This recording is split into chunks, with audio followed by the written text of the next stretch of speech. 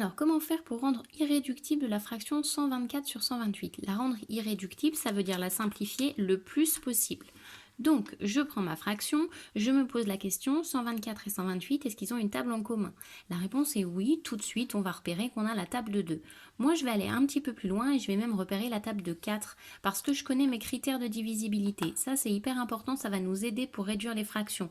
Ce nombre-là, il se finit par 24. Donc il est dans la table de 4, et ce nombre-là, il se finit par 28, donc il est aussi dans la table de 4. Donc j'écris.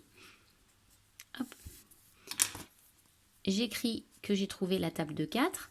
Après, il faut trouver 124, c'est 4 fois combien? Alors ça, je ne suis pas obligée de le faire de tête. Là, je vais utiliser ma calculatrice. La calculatrice, on peut s'en servir beaucoup, mais intelligemment.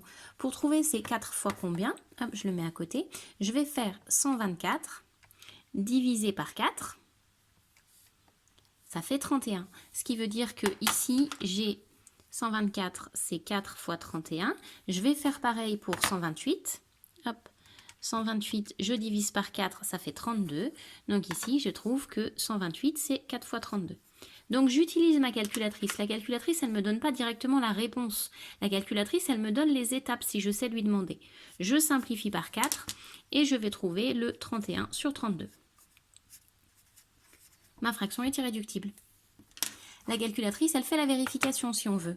Si on lui tape la fraction 124 sur 128, et 128, et qu'on fait égal, vous voyez que la calculatrice, elle vous met la fraction directement réduite. Donc si on tape la fraction, la calculatrice, elle donne la réponse directe.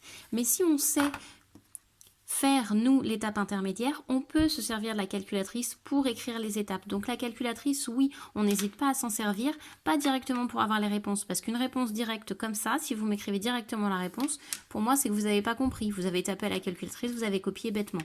Alors que si vous avez utilisé votre calculatrice pour trouver ces nombres-là, ben là, vous avez réussi à utiliser votre calculatrice intelligemment.